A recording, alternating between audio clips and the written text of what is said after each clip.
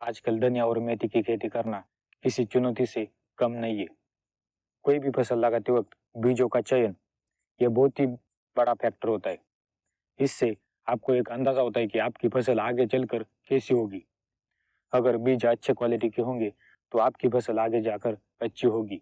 अगर बीजों में कोई रोग होगा तो वही रोग आपके फसल को आगे जाकर होने की संभावना रहती है। तो हमेशा आपको एक बात का ध्यान रखना है कि जब भी आप बीजों का चयन करें तो आपको बीज अच्छे क्वालिटी के ही चयन करना है।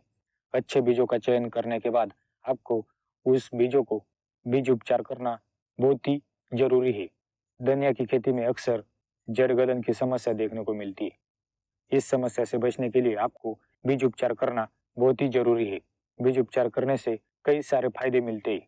जब भी आप बीज उपचार कर कर फसल लगाते हैं तब फसल को रोगों से प्रोटेक्शन मिलता है।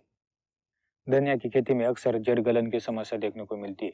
बीज उपचार करने से इस समस्या पर बहुत ही अच्छी तरीके से नियंत्रण कर सकते हैं। बीज उपचार करने से फसल को 20 से 25 दिनों तक जड़ गलन से प्रोटेक्शन मिलता है।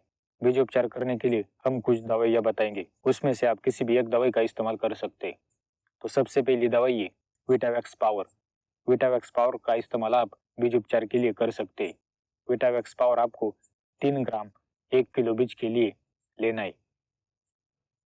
दूसरी दवाई है बीएसएफ की जेलोरा।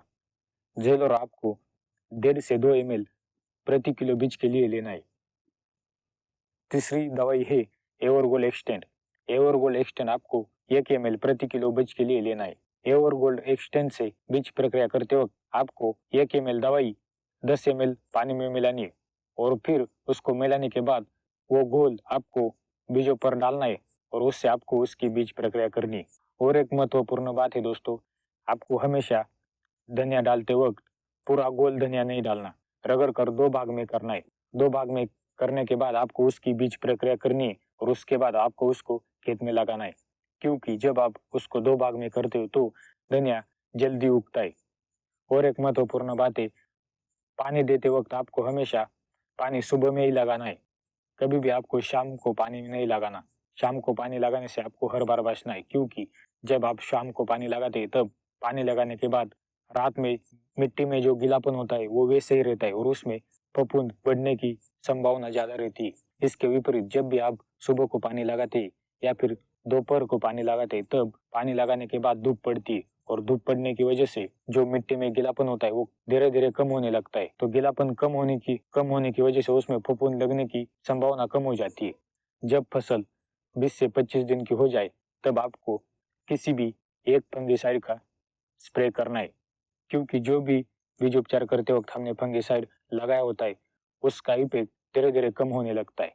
तो इस स्टेज में फिर से जड़ गलन आने की संभावना रहती है। तो आपको जब भी फसल 3 से 4 पत्तों पर आए तभी आपको किसी भी एक सिस्टेमिक फंगिसाइड का स्प्रे करना है, ताकि आपकी फसल जड़ गलन की समस्या से बचे रहे।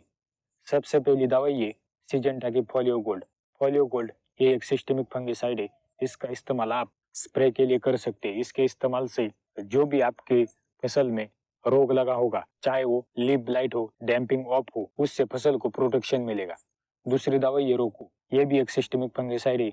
इसका स्प्रे आप इस स्टेज में कर सकते हैं, ताकि इससे भी आपके फसल का जड़ गलन रोग से या फिर अन्य कोई भी रोग हो उससे बचाव हो सके। तीसरी दवाई बायर की फॉलिक्योर आप ले सकते हैं। फॉलिक्योर ये भी एक सिस्टेमिक फंगिसाइड है।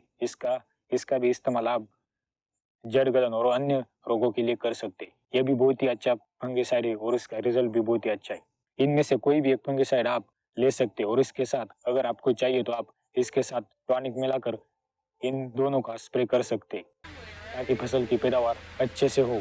अगर आपने इन सब बातों का ध्यान रखा तो आपके फसल का जड़ गलन रोग से और अन्य रोगों से भी बचाव होगा और फसल की पैदावार बढ़ेगी। अगर आपको ये वीडियो अच्छा लगा तो वीडियो को लाइक कीजिए, शेयर कीजिए और हमारे चैनल को सब्सक्राइब कीजिए। धन्यवाद।